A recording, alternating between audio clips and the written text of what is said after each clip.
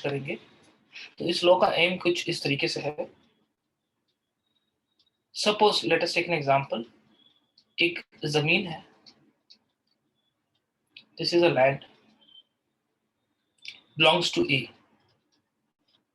right? Now A want to sell this land to B. तो process क्या होगा? B will give money, B will give money, and A will give property, general. But A has given money, B has given money, and A has given property. इससे ये assurance कहां से आएगा कि A will not interfere? The assurance that after money A will not interfere into the rights of B. तो सिर्फ इस transaction से एश्योरेंस नहीं आ रहा है। बेसिकली रजिस्ट्रेशन एक्ट का टारगेट क्या है? रजिस्ट्रेशन एक्ट का टारगेट क्या है? To give assurance of right, to provide assurance of rights. तो राइट्स को एश्योरेंस प्रोवाइड कराना, ये जनरल जूरिस्प्रूडेंस है। तो in order to provide the assurance to the right which are created by parties through some instrument, तो कुछ instruments के through जो पार्टीज में रजिस्ट्रेशन जो टाइटल्स क्रिएट करने वाले हैं, उन टाइटल में इंटरफेरेंस ना हो, दूसरी पार्टीज इंटरफेयर ना करे, उसलिए इंडियन रजिस्ट्रेशन एक्ट को लेके आया गया। और पर्पस क्या था? Simple, this is you make such transaction, so this law make certain transactions mandatory to be registered. So what they did? They make certain laws that certain transactions must be mandatorily registered. If they are not registered, then such transactions lose their substantial values. What is the effect of non-registration? वो समझेंगे। तो basically registration act target करेगा कुछ चीजें समझाने के लिए। ये हमको समझाएगा what are authorities who do registration, first of all. So this law is going to tell us कि registrations कहाँ पे होंगे, कौन करेगा, who will do the registration and where to do the registration.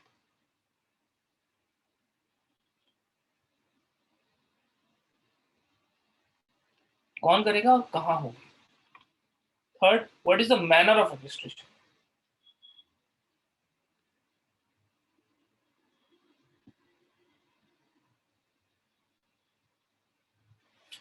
So हमारा registration का manner क्या है. Fourth, what are the law which mandatory required registration. So what instruments need mandatory registration. This law will tell us what are the effects, what are effect of non-registration. तो अगर registration नहीं कराया जाए तो उसके क्या कॉन्सिक्वेंसेस होंगे.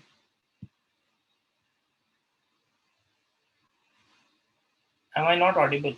Am I not audible? Please. किसको मैं ऑडिबल नहीं हूँ? अगर मैं किसी को, ठीक है, ऑडिबल ना, ठीक है, थैंक यू. अगर किसी को ऑडिबल नहीं है तो एक बार प्लीज रीज्वाइन कर लीजिए, ठीक है. If I am not audible rejoin. तो what are the effects of non registration. अगर रजिस्ट्रेशन नहीं कराएंगे तो इसके इफेक्ट्स क्या होंगे. And it will also tell us where the documents after registration are kept. तो ये जो law है, it revolves around this. The whole law revolves around these questions. तो पूरे law इस questions के around revolve करेगा, and all the answers of these questions is given under the said act, which are going to study. ठीक है, this act consists of 93 sections. ठीक है, obviously we will not be studying all the 93 sections. All what the questions I have told is being discussed in all these 93. When to do registration, how to registration, what is the time zone of registration, what is the consequence of registration, who will do the registration, when to the registration, and when it can be ignored, that parties can be refused to get the document registered. वो सारी की सारी बात हम इसको पढ़ेंगे. So it talk about 93 sections basically divided into 15 parts. ठीक है, 93 sections हैं और 15 parts.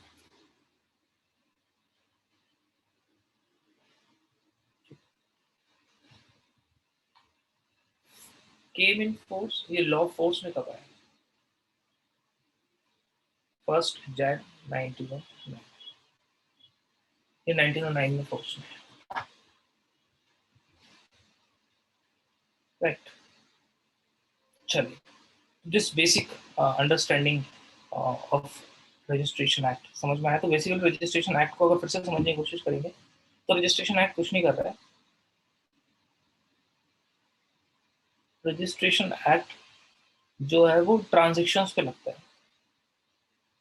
ट्रांजेक्शन का नेचर कैसे हो सकता है? It apply on certain transactions related to rights. ठीक है, वो प्रॉपर्टी हो सकता है, वो कुछ और हो सकता है, हमें उससे मतलब नहीं.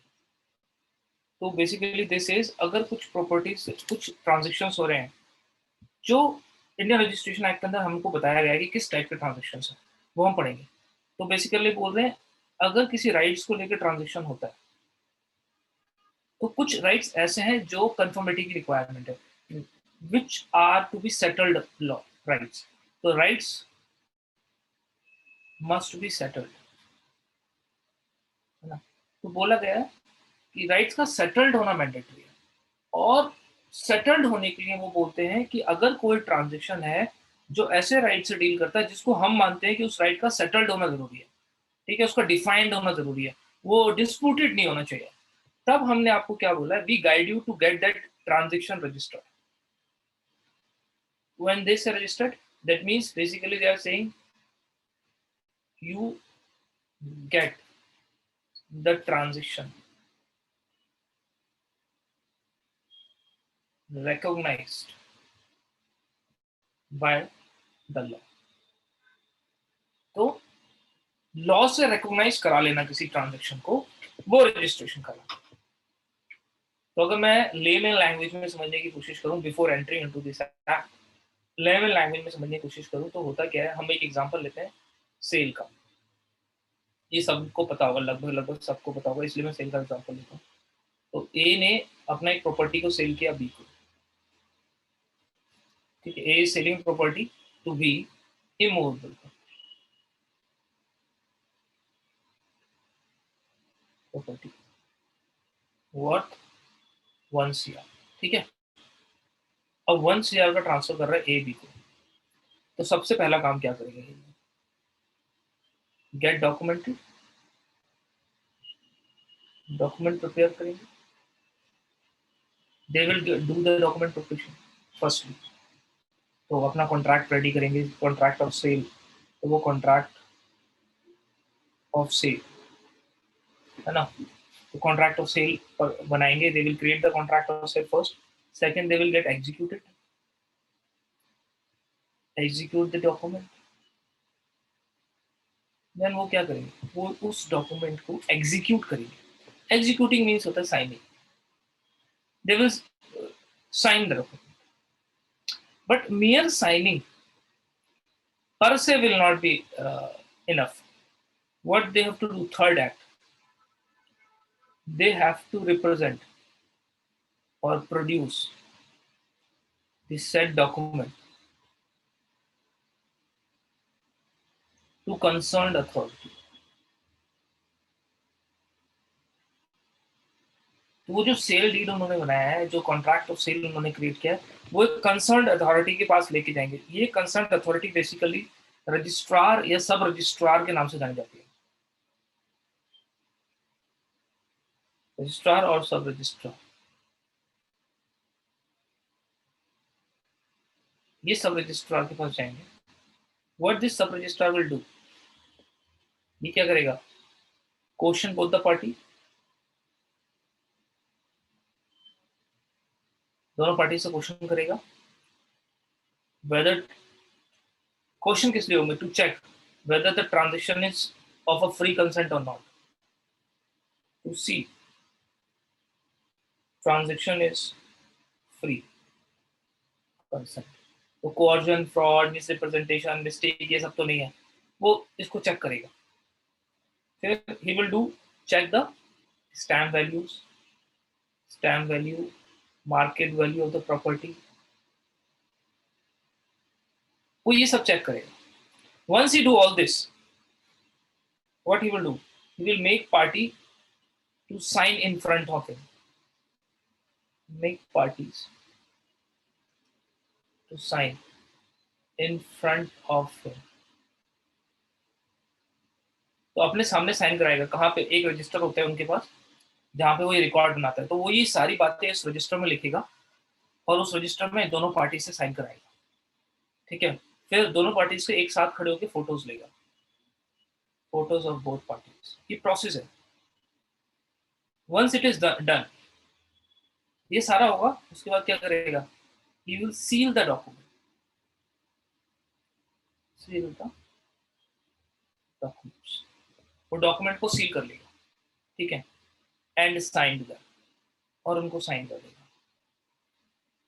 The point he seal and sign them, it is said document register, document. ठीक है, जब ये सील और साइन किया जाता है ना डॉक्यूमेंट, तो बेसिकली इसके टू पार्ट्स होते हैं, टू कॉपीज होती हैं। ओरिजिनल होती है, ओरिजिनल, और एक इसका duplicate, duplicate of original, not copy of original, it's a duplicate of original. ठीक है, तो दोनों पे ओरिजिनल साइन होते हैं, तो फोटो कॉपी नहीं होता है, it's a duplicate, counter part होता है एकदम एग्जैक्टली, तो उसका डुप्लीकेट है, रेप्लिका। तो डॉक्यूमेंट एक registered, original is given to party, original given to party, तो ओरिजिनल पार्टीज को दे दिया जाता है।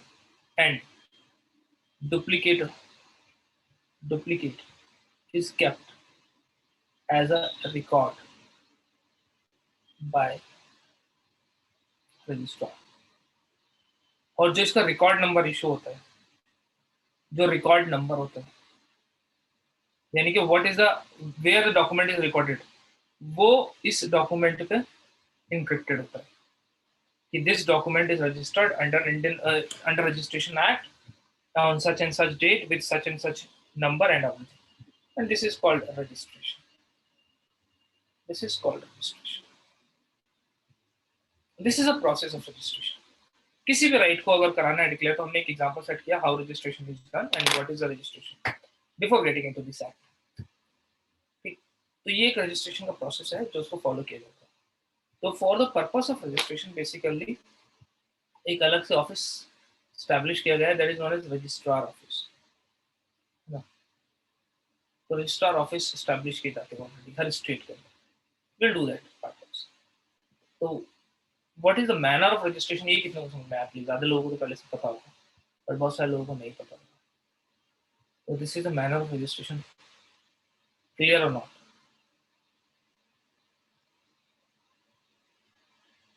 Please clear? चलिए अब समझने की कोशिश करते हैं। यहाँ से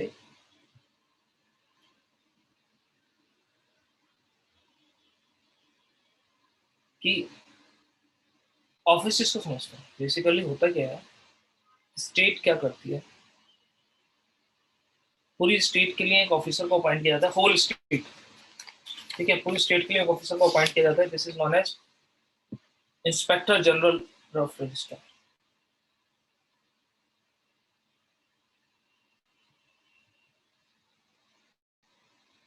इंस्पेक्टर जनरल ठीक है। तो पूरी स्टेट के लिए हेड ऑफिसर अपॉइंट किया जाता है, इंस्पेक्टर जनरल। ये जो स्टेट है इसको डिवाइड किया जाता है ऑफिसर डिस्ट्रिक्ट के बेसिस पे, या जो भी डिवीजन है इसको डिवाइड किया जाता है ना। तो रजिस्ट्रेशन के बेसिस पे इसको डिवाइड किया जाता है, ठीक है। और हर डिवीजन के अंदर there is appointed registrar and sub registrar. तो बेसिकली ये दो ऑफिसर हैं, registrar and sub registrar, who make your document registered, है ना। ये आपके डॉक्यूमेंट रजिस्टर करते हैं, और ये इनका हेड है, इंस्पेक्टर जनरल। ये इनका हेड है बेसिकली, ठीक। एक चीज,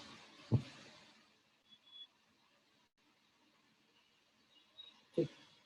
the registrar and sub registrar is given under section 6। ये सेक्शन 6 में दिया है। वेयर एज इंस्पेक्टर जनरल कौन है, ये सेक्शन 3 में दिया है। तो हेड होता है, हमको उसको पढ़ना नहीं है, उसका कुछ डिटेल ऐसा कुछ है नहीं, बट हमको पता होना चाहिए कौन से सेक्शन में दिया। अब इस ऑफिस के अंदर, जो ये ऑफिस है, बेसिकली इस ऑफिस के अंदर ऑब्वियसली रजिस्ट्रार बैठते हैं। रजिस्ट्रार काम कैसे करते हैं? They keep records of every document so registered। तो कोई भी डॉक्यूमेंट जब रजिस्टर्ड होता है तो उसका वो रिकॉर्ड कीप करते हैं। They will keep the record, किसी को इशू हो रहा है please, how many people having issue, network सही चल रहा है ना, इतना इशू तो नहीं है किसी का, राहुल इशू हो रहा है, ओके, ठीक।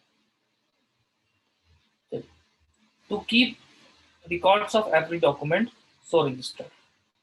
तो बेसिकली क्या होता है, ये जितने भी डॉक्यूमेंट्स हैं उनको संभाल के रखते हैं। How they will do this, तो याद रखिएगा, इसको रजिस्टर्ड करने के दो तरीके हैं। First, they maintain books.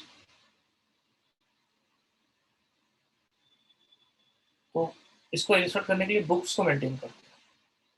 Second, books are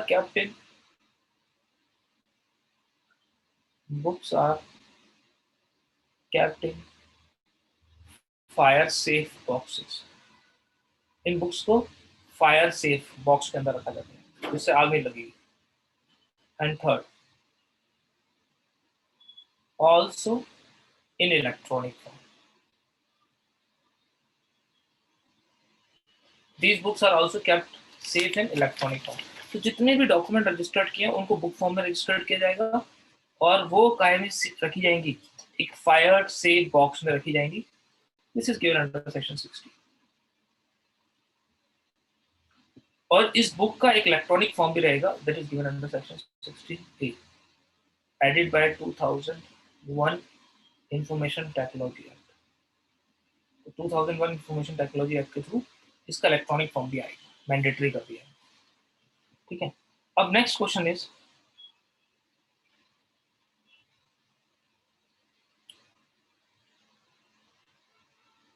books to be maintain, how this books are to be maintain, कैसे पता चलेगा कौन सी बुक में? तो basically section 51 tell how many types of books are there. तो ये बुक्स जो है ना, ये कोई हैप्पीजर्ड बुक्स नहीं है हम और जैसे आप बनाते हैं, दे हैव ऑर्गेनाइज्ड बुक, ठीक है। तो बेसिकली उन्होंने साफ साफ डिक्लेयर किया है कि कौन से डॉक्यूमेंट में किस तरीके की बुक रखी जाएगी। तो बेसिकली देयर हर रजिस्ट्रार ऑफिस में जो भी डिवीजन के अंदर होगा उसमें 5 बॉक्सेस होंगे।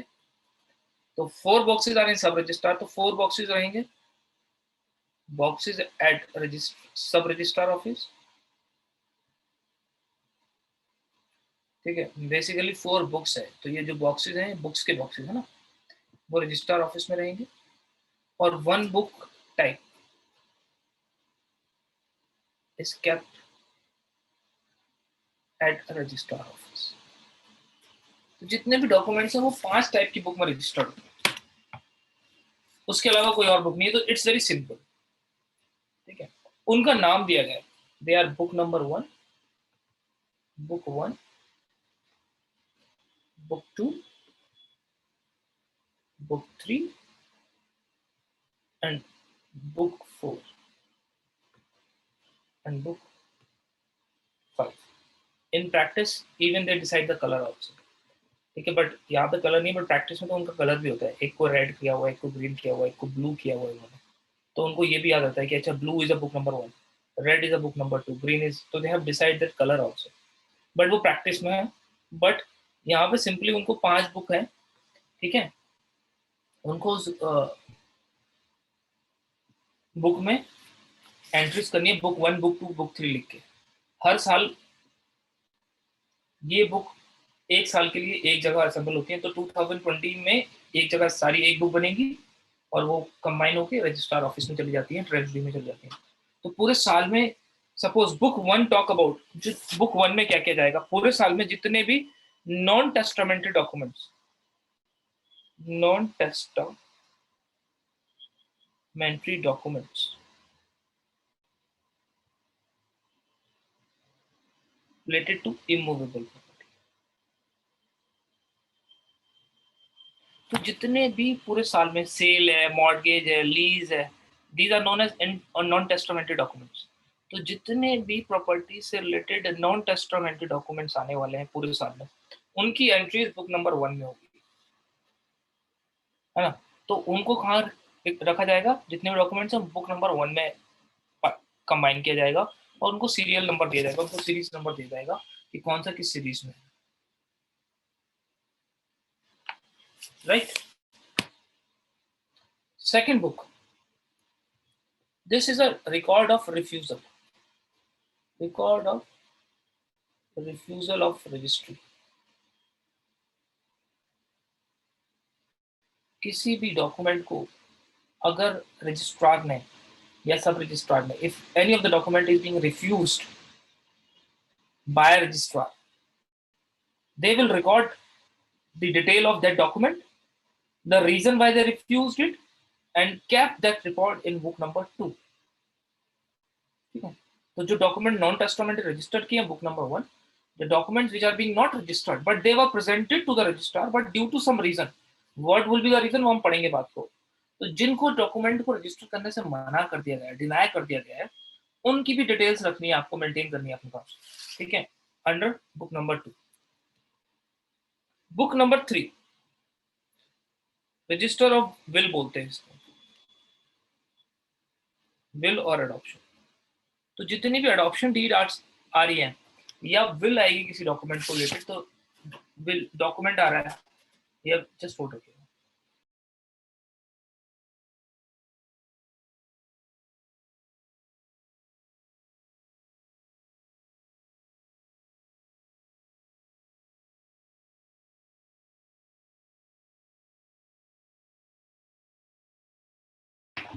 चलिए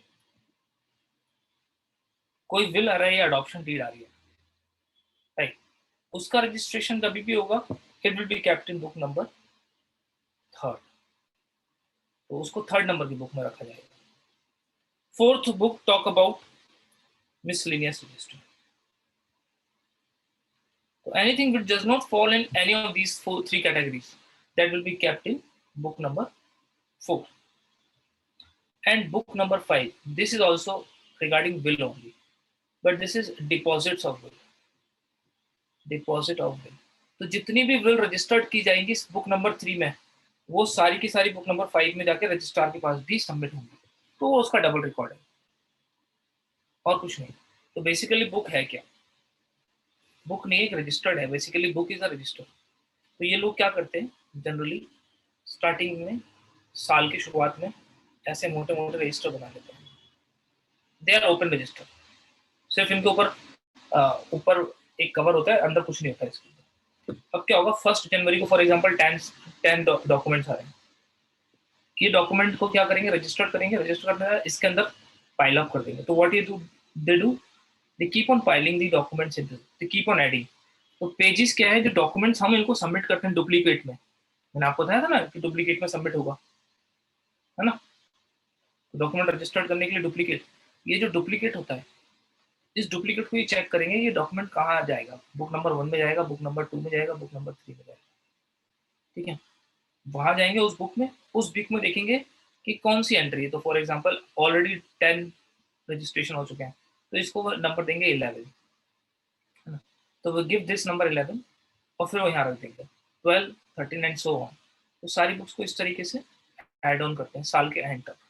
तो बुक नंबर 1 के हो सकता है बहुत सारे काउंटर पार्ट बन जाए, तो बुक नंबर 1 में 100 आए, फिर इसका सेकंड पार्ट भी बन सकता है बुक नंबर 2, बुक नंबर 1 का पार्ट 2, है ना।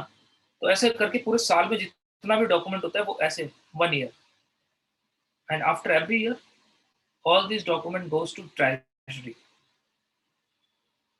तो ये सारे डॉक्यूमेंट ट्रेजरी चला जाता है, that is known as registrar. तो आप sub registrar keep this for 1 year and after 1 year it is sent to the treasury.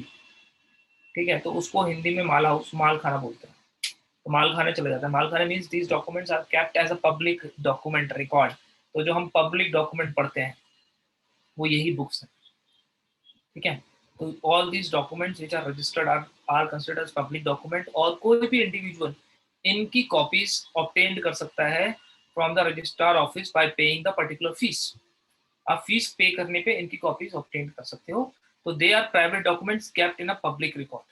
Indian evidence act में पढ़ता है ना, तो what are public records? Private documents kept in a public record. So these are private documents kept in a public record. So this is the manner of registration. Up, basically, important, the most important section to study for us is section 17. Section 17 of Indian of Registration Act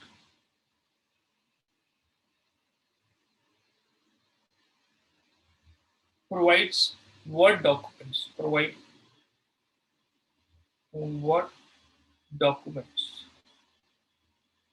are mandatory, required to be registered. Basically, tell us what are the documents which are required to be registered mandatory. वो कौन से document है जिनका mandate है कि उनका registration होना जरूरी है। ठीक, and along with this, the effect of non-registration, section 49 talk about effect of non-registration.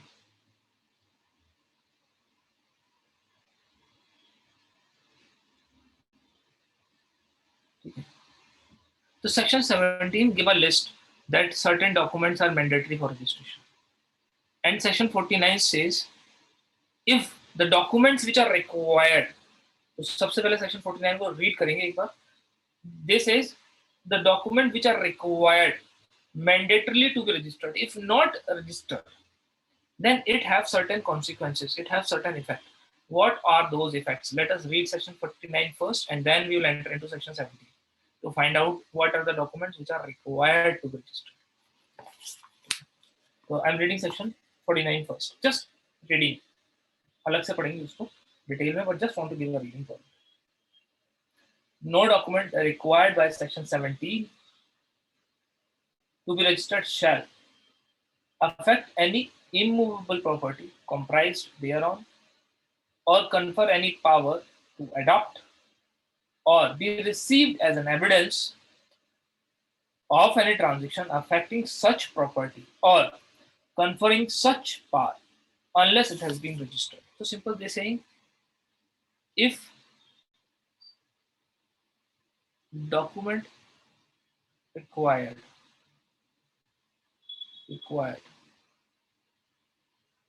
registration under section 17 not registered, ठीक है, तो our document which required registration under section 7 is not registered, in fact the document will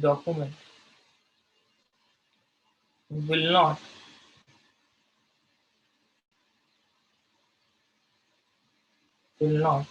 bring any legal effect, will not bring any legal effect, and cannot be used as an evidence, as an evidence. तो section 49 कहता है कि अगर किसी document को registration की need थी and they are not registering it, तो उसका पहला इम्पैक्ट क्या है कि we will not use that document. वो जो डॉक्यूमेंट है उसको यूज ही नहीं करेंगे इंडियन एविडेंस एक्ट के अंदर एज एन एविडेंस। उस डॉक्यूमेंट को एविडेंस की तरह यूज नहीं करेंगे। First of all we will not allow the evidence of that document which is required to be registered. ठीक है। Secondly, this document which is not registered and which is mandatorily required registered, ठीक है, it will not bring up the legal effects also। तो जिस transaction की वो बात कर रहा है, जो जो राइट्स वो क्रिएट कर रहा है, उस ट्रांजेक्शन को भी अफेक्ट नहीं करेगा। तो दो कॉन्सिक्वेंसेज हैं। इस कॉन्सिक्वेंसेज को डिटेल में पढ़ेंगे, बट आइडिया लेंगे बिकॉज सेक्शन 17 में हमको पता होना चाहिए कि ये इम्पैक्ट आने वाले हैं, इसलिए हम उसको बोल रहा हूँ कि सेक्शन 49 दो बातें बता रहा है कि अगर आपका डॉक्यूमेंट मैंडेट था, रिक्वायर्ड था रजिस्ट्रेशन होने के लिए, आपने डॉक्यूमेंट को लिख लिया, एग्जीक्यूट कर लिया, but you forget to get it registered, ठीक है, तब क्या कॉन्सिक्वेंसेज आएंगे?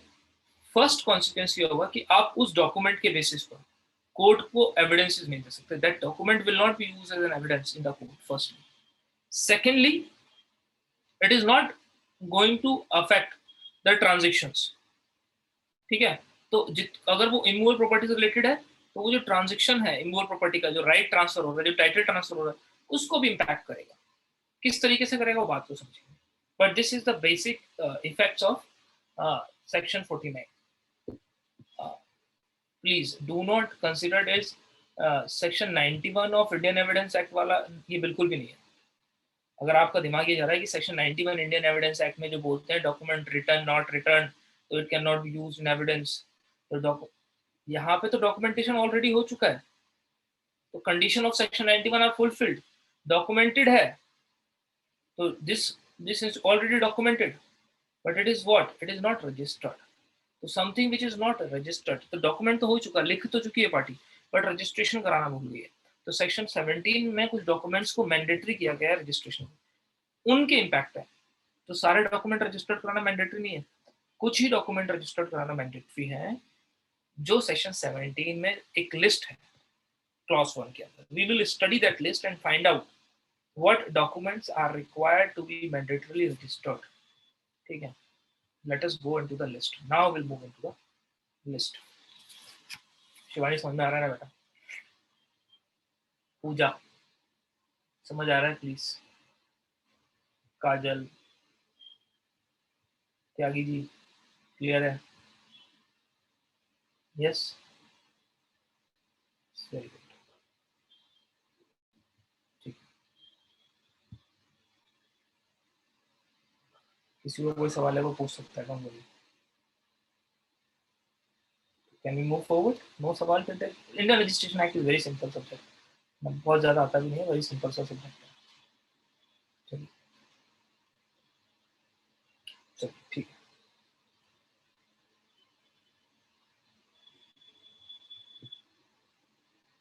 लेट अस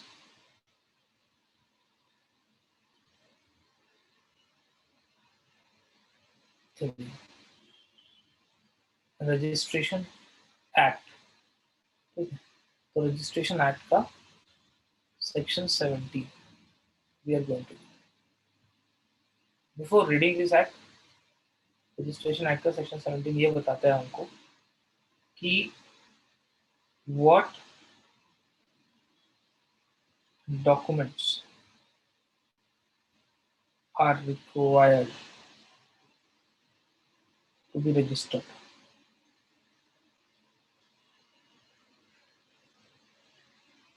मैंडेटरी, वो कौन से डॉक्यूमेंट है जिनका रजिस्ट्रेशन मैंडेटरी है, ठीक है। चलिए लेट्स रीड दिस सेक्शन। अभी इस सेक्शन को पढ़ने में हमको 2 दिन लगेगा, है ना, धीरे धीरे पढ़ेंगे।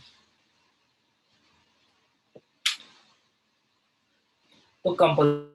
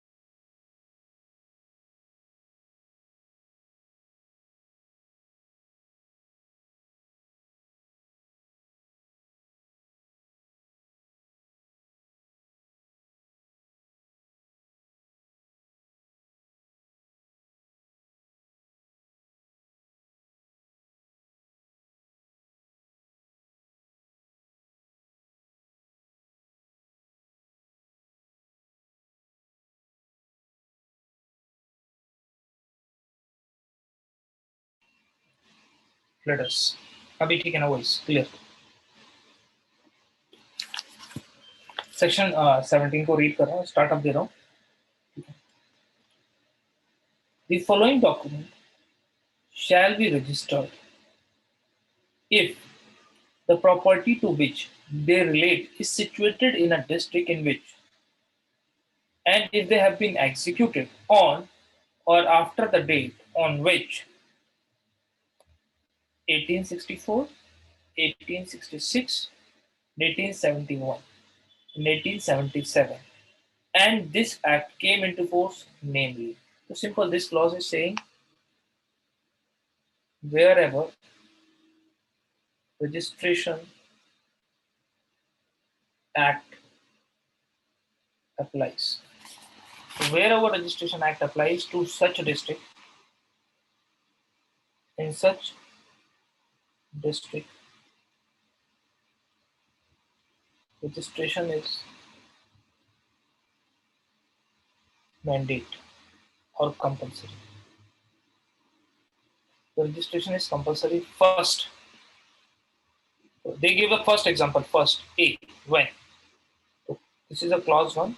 Clause 1 ka A. This is, what is clause 1? Section 17 ka clause 1 ka A. This is the instrument of gift of immovable property.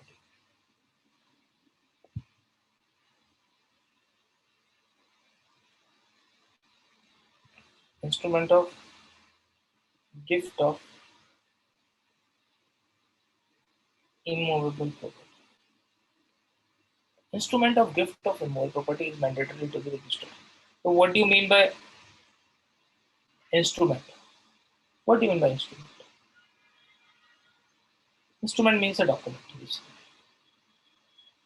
Instrument is a document, or I can say deed. So deed of gift is of immovable property is mandatorily registered. We know what is immovable property. Any person who don't know what is immovable property? We know what is immovable property. अचल संपत्ति क्या है ना? So we know what is immovable property. So this is anything which is immovable property, उसका जो gift है वो mandatory register है. What do you mean by gift? What do you mean by gift? Section 1, 2, 3 of transfer of property. कितनों को याद है ये है ना? तो ट्रांसफर प्रॉपर्टी एक्ट बात करता है, section 123 of transfer property act बात करता है gift how to be made. तो बेसिकली समझ लेना, बात तो इंपॉर्टेंट है बहुत सारा. Section 123 of transfer of property act says gift must be written. The gift deed must be written. It must be written. And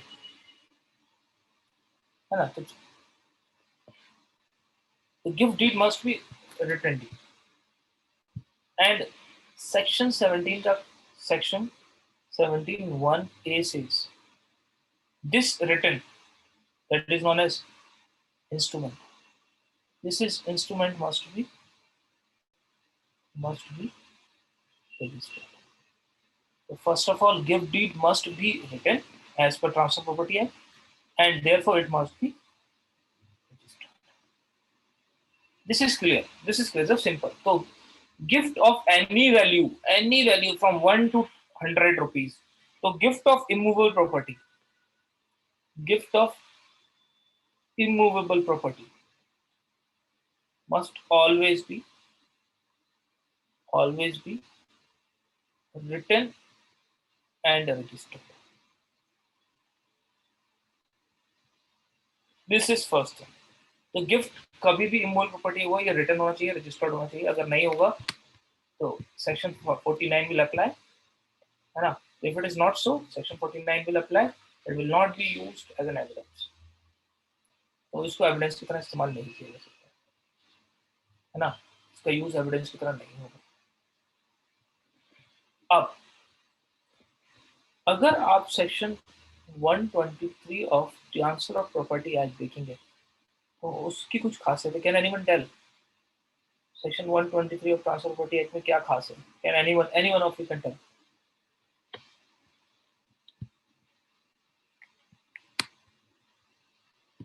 कुछ खास है इसके अंदर?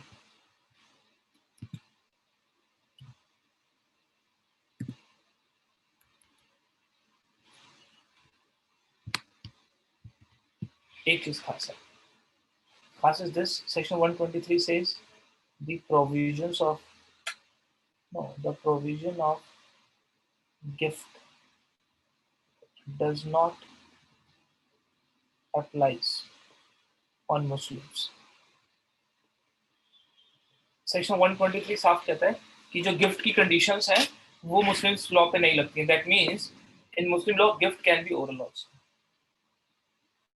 इन मुस्लिम law gift can be oral.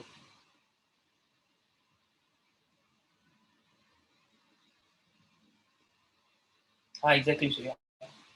ठीक है, वो चैप्टर तो सेम ही ना बेटा, है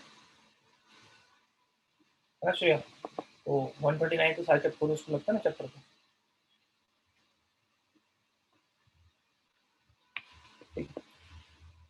So Muslim law gift can be oral also. In Muslim law, if gift can be oral, the question arises. Does Muslim law, Muslim gift, which is known as hiba, need registration? क्या Muslim में hiba deed, Muslim gift deed, hiba deed need registration? क्या उसको registration की जरूरत है? बताइए. Answer is no. Muslim deed not required to be registered. Why? If you see, section 17 says, 1 का A says instrument. तो जैसे इंस्ट्रूमेंट ऑफ गिफ्ट, जैसे ही वो इंस्ट्रूमेंट ऑफ गिफ्ट की बात करते हैं, when they say it is instrument of gift, basically they is focusing upon section 123 of TPA.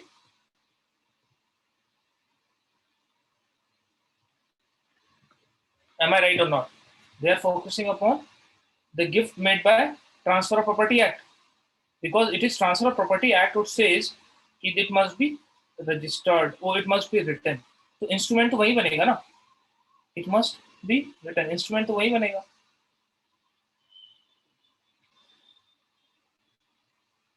Am I right or wrong? कितनों को समझ आया प्लीज? कितनों को समझ आया?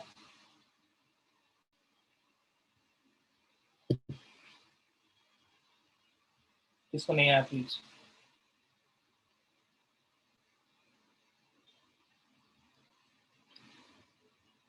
समझने की कोशिश करता हूँ कि मैं क्या बात कर रहा हूँ. मैं बात कर रहा हूँ section 70 uses the word instrument of gift. When I say instrument of gift, basically they are talking about section 123, which says that transfer of gift must be written. तो बेसिकली सेक्शन 17(1) का जो इंस्ट्रूमेंट है वो section 123 of transfer property act को refer करता है और वो बात करता है कि transfer of gift must be written. ये रिटन गिफ्ट होना चाहिए, लिखित रूप में होना चाहिए. बट यहीं पे एक खासियत है कि this does not apply, this provision does not applies upon Muslim gifts, which means they can be oral. And if Muslim gift can be oral, and hence not necessary to be registered under section 17(1)(a) of Indian registration Act, no Indian registration 1990. तो basically क्यों? क्योंकि 17(1) कहता है instrument, तो मुस्लिम law can be oral. If it is oral, it is not required. But yes, if Muslim has make a document, if Muslim made a gift through document, that is, he has written the document. If this is the situation, yes, then section 17(1)(a) now mandatory to register. अब mandatory register नहीं समझ में आता है। Section 70 कह रहा है instrument, तो gift of immovable property must be registered if it is in a form of instrument, अगर वो डॉक्यूमेंट फॉर्म में है तब। और सेक्शन 123 कहता है कि गिफ्ट हमेशा डॉक्यूमेंट फॉर्म में ही होने चाहिए। तो दैट मीन्स इमूवेबल प्रॉपर्टी के जितने भी गिफ्ट हैं वो सब के सब रजिस्टर्ड होंगे हमेशा, बिकॉज वो हमेशा डॉक्यूमेंट फॉर्म में ही होते हैं। बट उसका एक एग्जाम्पशन है, दैट इज मुस्लिम गिफ्ट्स, क्योंकि ट्रांसफर प्रॉपर्टी कहता है कि Muslim gifts can be oral. That means अगर वो ओरल है तो सिर्फ only transfer of possession and acceptance and delivery of possession हो रहा है। If this is the situation, that means there is no documentation, there is no instrument of gift, and if there is no instrument of gift, then section 17(1)(a) will not apply, and therefore oral gifts are not required to be registered, and Muslims can make a gift even without registering it, and that is valid. But on the same context, if Muslim decided to make a gift through a document, that means instead of making an oral gift, he make a written gift. अब तो उसका विषय ना, oral करे या return करे उसकी विषय, he is doing a writing gift. The point he make a document written, it fall into section 17 clause 1a, because it use the word instrument of gift. That means document is written in a form of gift. The point it get written, the point it get document written, section 17(1)(a) apply now. In order to make the gift valid, he must get it registered. Otherwise, it will not be a valid gift. Otherwise, it will not be a valid gift.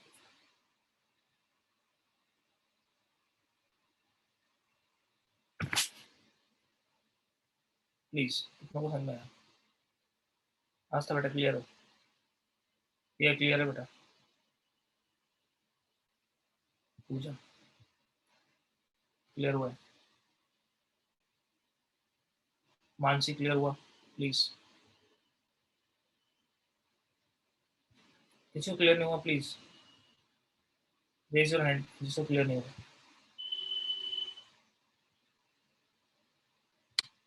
ठीक, anyone else? ठीक है, हम बात क्या कर रहे हैं? हम बात कर रहे हैं इंडियन रजिस्ट्रेशन एक्ट की, या फिर रजिस्ट्रेशन एक्ट 1908 की। उसमें सेक्शन 17 कहता है कि कुछ डॉक्यूमेंट्स हैं, उनका अगर ट्रांसफर है या कुछ राइट्स हैं अगर उनको ट्रांसफर किया जाता है, then they must get registered. और अगर उनको रजिस्टर्ड नहीं कराएंगे तो सेक्शन 49 में they will not be used as an evidence. This much we have done. और उस लाइन ऑफ एक्शन में हमने सेक्शन 17 पढ़ा, सेक्शन 17 का 1A पढ़ा, सेक्शन 17 का 1A says that the instrument of gift of immovable property is required to be registered. तो basically instrument of gift of immovable property क्या है? तो बेसिकली आई से instrument of gift of immovable property means section 123 of transfer of property act.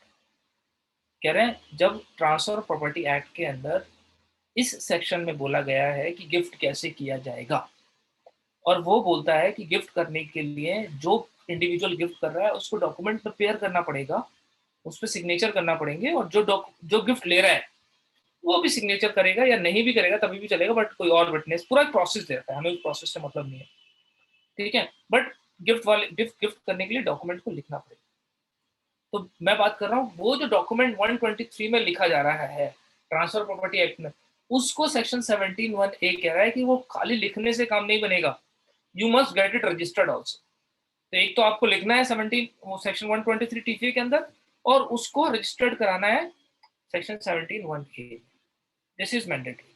अगर वो immovable property से deal करता है तो मैंने उसको बोला कि any gift of immovable property of any value, तो इमूवेबल प्रॉपर्टी की वैल्यू 1 रुपया हो, 2 रुपये हो, 3 रुपये हो, 4 रुपये हो, 100 रुपये हो, डजंट मैटर, अगर वो गिफ्ट है तो irrespective of the value of immovable property it is required to be registered. Basic. This is general.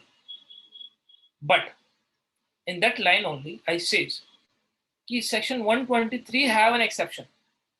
तो अगर उसको वो 129 के साथ अगर रीड करेंगे, सब कुछ रीड करेंगे, तो एक एक्सेप्शन निकल के आता है.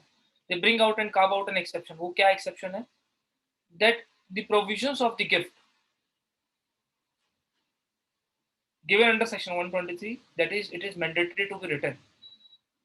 ये बात कि गिफ्ट का लिखा होना मैंडेटरी है, ये मुस्लिम गिफ्ट्स पे अप्लाई नहीं होती. दैट मीन्स मुस्लिम्स को अपने गिफ्ट को लिखना मैंडेटरी नहीं है, वो उसको ओरली भी कर सकते हैं. और जो मुस्लिम गिफ्ट्स हैं उनको हिबा बोलते हैं. तो मैंने बोला कि अगर कोई मुस्लिम हिबा करता है, गिफ्ट करता है ओरली, तो वो वैलिड है और उसको चैलेंज नहीं किया जा सकता इस ग्राउंड पे कि उसको सेक्शन 17(1)(a) में रजिस्ट्रेशन कराना पड़ेगा. क्योंकि सेक्शन 17(1)(a) सिर्फ उन गिफ्ट्स पे लगता है जिनका लिखना मैंडेटरी है. तो जिन गिफ्ट्स का लिखना मैंडेटरी है उनका रजिस्ट्रेशन होना भी मैंडेटरी है. बट अगर जिन गिफ्ट को लिखना मैंडेटरी नहीं है, उनका रजिस्ट्रेशन अगर उन्होंने ओरल कर दिया है तो उनको ओरल भी अलाउ किया जाएगा, वैलिड है. दैट इज हाउएवर मुस्लिम ने गिफ्ट को ओरल ना करके अगर रिटर्न किया है, तो उसने क्या किया? बेसिकली उसने इंस्ट्रूमेंट बना दिया. और जैसे ही इंस्ट्रूमेंट बना दिया, जैसे ही डॉक्यूमेंट बना दिया, सेक्शन 17(1)(a) उस पर लग जाएगा और now this is required to be registered. ठीक है. तो Muslims can make oral gift, that is a valid gift. But if instead of making oral gift they make a return gift, उन्होंने gift को लिख लिया है, तो they must get it registered under section 17(1)(a) which is mandatory. Otherwise that gift is not valid. Clear हुआ बात को? नहीं स्तुति, ये अभी क्लियर हुआ थोड़ा सा? चलिए,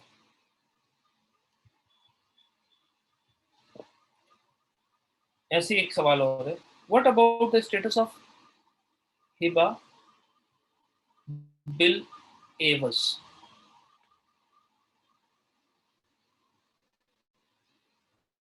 मुस्लिम्स में एक और गिफ्ट होता है, that is known as hiba bil एवस.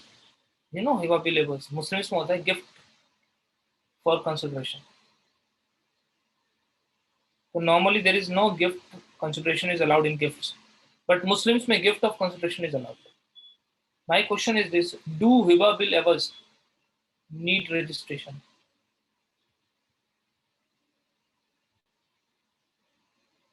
Do hiba bill awards need registration?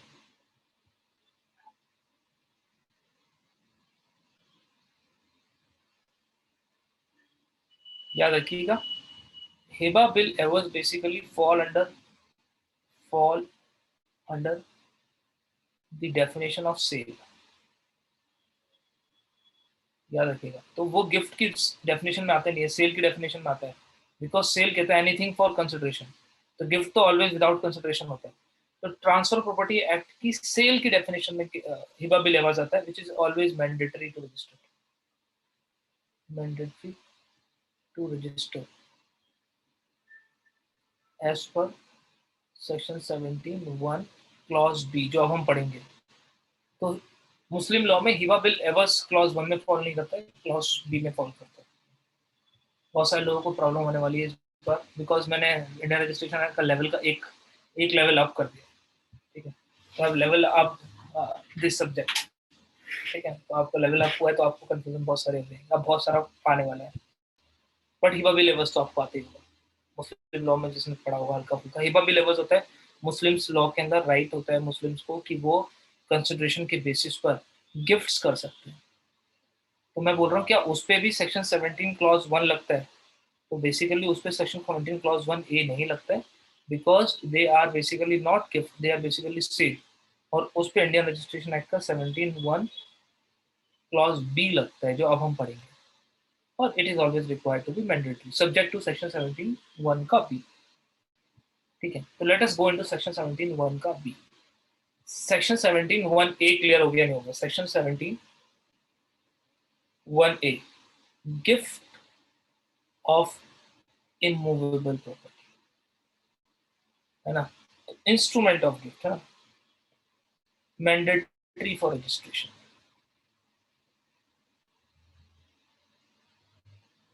It is mandatory for registration. Is this clear or not? यहाँ पे किसी को प्रॉब्लम है? Gift of movable property, what about gift of movable property, बताइए. Gift of movable property, it is not mandatory to register, not mandatory to register, it is not compulsory to get it registered, है ना. तो basically 1A सिर्फ और सिर्फ gift of immovable properties पे लगता है, and it does not apply gift on movable properties. और इमूवेबल प्रॉपर्टीज भी किन पे, जहाँ पे टीपीए कवर करता है.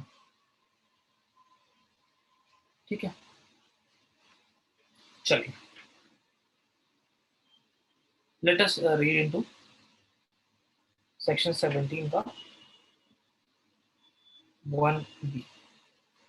This is the second condition. This is a second type of document which is mandatory to be registered. Let us read what this says. Other non-testamentary instrument. So this is non-testamentary instrument.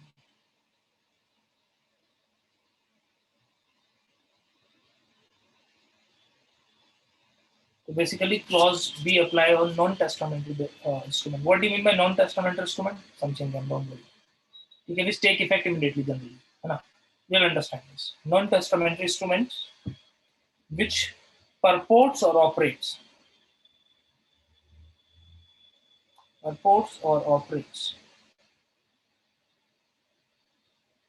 operates to, this is create, this is declare, this is assign, this is limit, this is extinguish,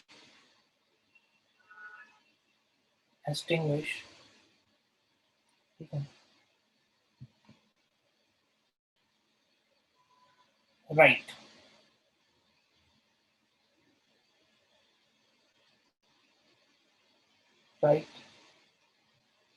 title or interest.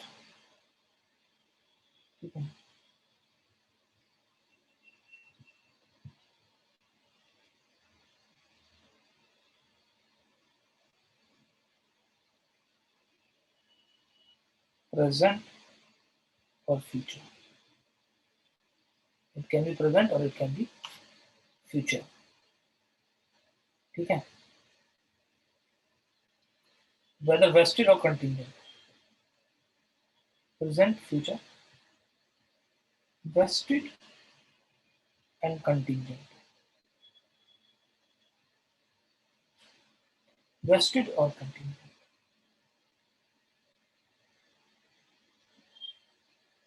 Of immovable property.